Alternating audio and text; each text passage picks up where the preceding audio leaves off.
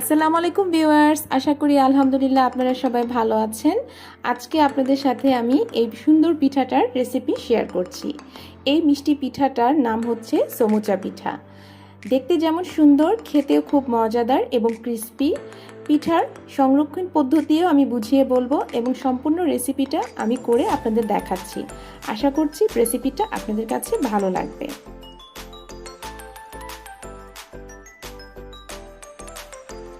এখানে আমি একটা পাত্রে পানি নিয়েছি, চুলায় বসিয়ে দিয়েছি। এখানে অল্প পরিমাণ লবণ দিচ্ছি এবং চালের গুঁড়িটা দিয়ে আমি একটা কাই তৈরি করে নেব। চালের গুঁড়িটা সেদ্ধ করে নেব। আমরা বাসায় যেভাবে সাধারণ চালের আটার রুটি তৈরি করি সেভাবে আমি একটা কাই তৈরি করে নেব।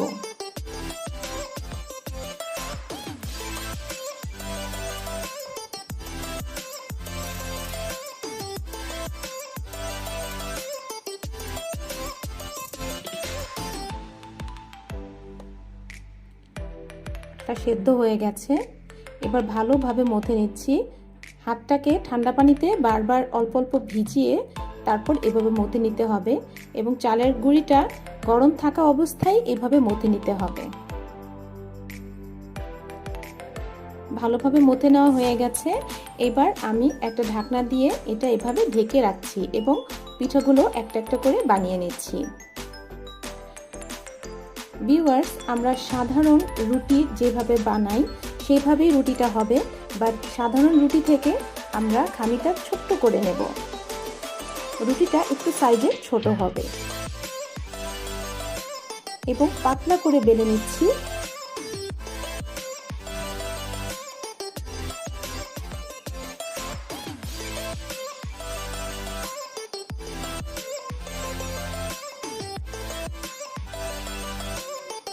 দেখুন ভিউয়ার্স, আমি কতটা পাতলা করে একটা বেলেছি।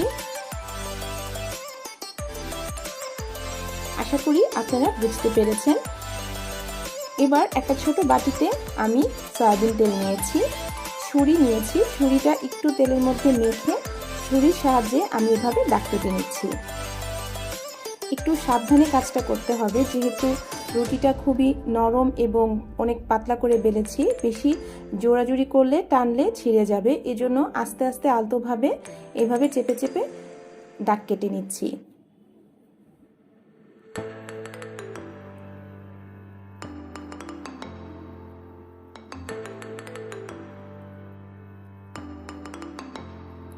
সম্পূর্ণ রুটিটা এভাবে দাগ কেটে নিচ্ছি। এবার দেখুন আমি রুটিটা কিভাবে ফোল্ড করছি এবং কোন সাইড থেকে ফোল্ড করছি। দেখুন এভাবে একটা ভাঁজ দিয়েছি। দেওয়ার পরে আমরা সিঙ্গারায় যেভাবে ভাঁজটা দেই সেম ওইভাবেই ভাঁজটা হবে। দেখুন, দিয়ে আমি আঙ্গুলের সাহায্যে একটু ট্যাপ করে দিচ্ছি এবং অন্য সাইডেরটাও এভাবে আটকে আবার ট্যাপ করে দিচ্ছি। এবার উল্টে আমি যে মাথাটা খোলা সেখানে আমি কাঁটা চামচের সাহায্যে ট্যাপ করে দিচ্ছি। কাঁটা চামচেও একটু সয়াবিন তেল লাগিয়ে নিতে হবে, তাহলে খুব সুন্দরভাবে ট্যাপ করা যাবে। অন্য সাইডেও এভাবে ট্যাপ করে দিচ্ছি। আপনাদের বোঝার সুবিধার্থে আমি আবার দেখিয়ে দিচ্ছি।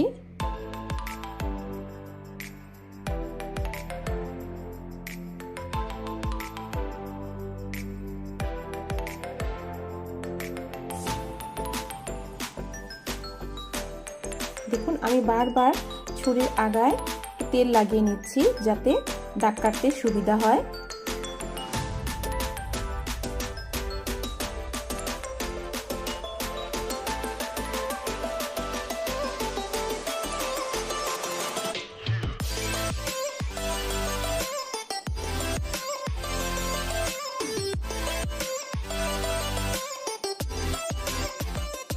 দেখুন এবার কাঁটা চামচ দিয়ে আবার এভাবে সাইডটা ট্যাপ করে দিচ্ছি। বাস হয়ে গেল। পিঠাগুলো সবগুলো আমি এভাবে নকশা করে নিচ্ছি। দেখুন সবগুলো পিঠা আমার বানানো হয়ে গেছে। আমি এভাবে একটা ঝুড়িতে এভাবে ছড়িয়ে রেখেছি। পিঠাগুলো এভাবে বানিয়ে বেশিক্ষণ রাখবেন না, বেশিক্ষণ রাখলে পিঠাগুলো ফেটে যাবে। পিঠাগুলো এভাবে বানিয়ে চেষ্টা করবেন সাথে সাথে ভেজে ফেলতে। এবার আমি দেখাচ্ছি গুড়ের শিরাটা। এখানে আমি আখের গুড় নিয়েছি পরিমাণ মতো এবং অল্প পরিমাণ পানি দিয়েছি, দিয়ে এখানে দুটো তেজপাতা এবং দুটো এলাচি দিয়েছি একটু ফ্লেভারের জন্য। এবার চুলায় রেখে জাল করে আমি একটা শিরা তৈরি করে নেব। শিরাটা পারফেক্ট হয়েছে কিনা সেটা আপনাদেরকে দেখিয়ে দিচ্ছি। জাল করার পর একটু ঘন হয়েছে। এবার চেক করে দেখছি যে শিরাটা পারফেক্ট হয়েছে কিনা। দেখুন আমি অল্প একটু আঙুলে নিয়ে দেখাচ্ছি। দেখুন এখানে তার দেখা যাচ্ছে, আঠালো আঠালো হয়ে গেছে, তার মানে শিরাটা হয়ে গেছে। শিরাটা নামিয়ে চুলাটা বন্ধ করে আমি এক সাইডে রেখে দিয়েছি। এবার সেই চুলায় আমি তেল বসিয়েছি। এখানে সয়াবিন তেল অনেকটা পরিমাণ দিয়েছি। আমি ডুবো তেলে পিঠাগুলো ভাজবো এবং হাই হিটে তেলটাকে গরম করে নিয়েছি। দেখুন পিঠাটা দেওয়ার সাথে সাথেই কিন্তু তেলটা প্রচুর পরিমাণে বাবল দেখা যাচ্ছে, তার মানে তেলটা অনেক গরম হয়েছে। পিঠাগুলো দেওয়ার পরপরই চুলাটা একদম মিডিয়াম লো হিটে করে দিবেন। বেশি আঁচ বাড়িয়ে রাখলে তেলটা যেহেতু গরম, পিঠাটা উপরে পুড়ে যাবে, ভেতরে কাঁচা থেকে যাবে। তো একটু ধীরে সুস্থে আপনারা পিঠাটা ভাজবেন। একটু সময় নিয়ে ভাজতে হবে এবং পিঠাটা চুলা তেলে দেওয়ার পর বেশি নাড়াচাড়া করা যাবে না, তাহলে কিন্তু পিঠাটা ভেঙে যাবে। এবার আসি সংরক্ষণ পদ্ধতিতে। আপনারা যদি এই পর্যায়ে পিঠাটা এখন না খেয়ে আপনারা যদি সংরক্ষণ করে রাখতে চান অনেক দিন, তাহলে আমি এখানে যে শ্যালো ফ্রাইটা করব, হালকা যে যখন লাল হবে তার মানে ভেতরেও পিঠাটা হালকা ভাজা হয়ে যাবে, কাঁচা ভাব পিঠায় থাকবে না, ওই পর্যায়ে পিঠাগুলো নামিয়ে ফেলবেন। নামিয়ে ঠান্ডা করে মিনিমাম 2-3 দিন কড়ার রোদ্রে আপনারা শুকিয়ে নেবেন। শুকিয়ে ঠান্ডা করে আপনারা কন্টেনারে ভরে প্রায় 2-3 সপ্তাহ মতো রাখতে পারবেন বা 1 মাসও রাখতে পারবেন, কোনো সমস্যা নেই। কিন্তু যখন আপনারা পিঠাটা খাবেন তার আগ মুহূর্তে গরম তেলে ভেজে, লাল করে ভেজে তারপরে শিরায় ডুবিয়ে আপনারা খেতে পারবেন। কিন্তু আজকে যে আমি দেখাচ্ছি এই পদ্ধতিতে আপনারা ভেজে সাথে সাথে খেতে পারবেন। দেখুন যে দুটো পিঠা মোটামুটি লাল হয়েছে, এটাকে বলে শ্যালো ফ্রাই। এই কালারটাই থাকা অবস্থায় আপনারা নামিয়ে রোদে শুকিয়ে নেবেন।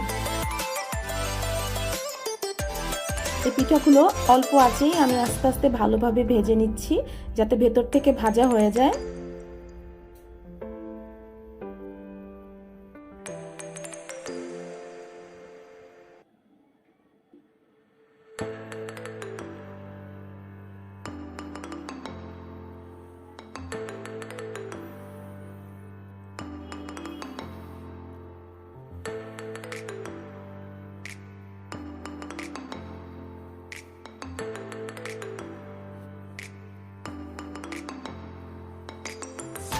দেখুন ওই দুটো পিঠা প্রায় ভাজা হয়ে গেছে, তুলে আমি ফেলছি।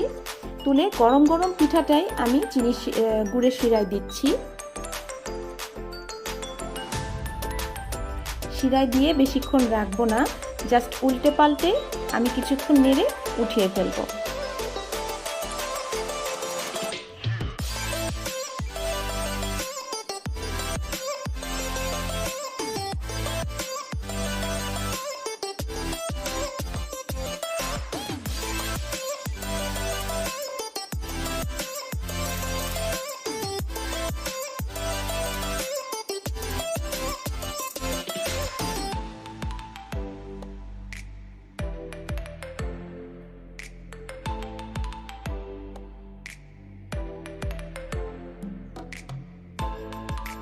পিঠাগুলো তুলে ফেলছি।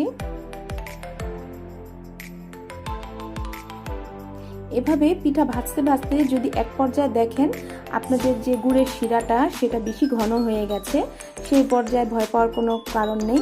এখানে আরও অল্প পরিমাণ গরম পানি দিয়ে চুলায় একটু জাল করে শিরাটাকে আরেকটু পাতলা করে নেবেন। আবার নতুন মতো শিরা আগের মতো হয়ে যাবে।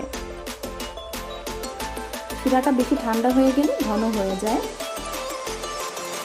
দেখুন লাস্টে যে পিঠাটা আছে সেটা আমি গুড়ের শিরায় ডুবিয়ে নিচ্ছি।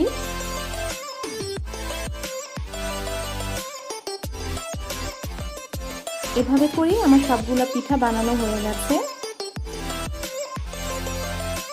দেখুন আমি যে পিঠাগুলো বানিয়েছি, পিঠাগুলো দেখতে কেমন হয়েছে, খেতে তো ভীষণ মজা হয়েছে। আশা করি আপনারাও বাসায় ট্রাই করবেন এবং আমার রেসিপিটা ফলো করে যদি তৈরি করেন আমাকে কমেন্ট বক্সে জানাবেন যে পিঠাগুলো কেমন হয়েছে। আমার রেসিপিটা যদি ভালো লেগে থাকে রেসিপির জন্য একটা লাইক দিবেন এবং সাবস্ক্রাইব করে আমাদের পাশে থাকবেন। ভালো থাকবেন, সুস্থ থাকবেন। আল্লাহ হাফেজ।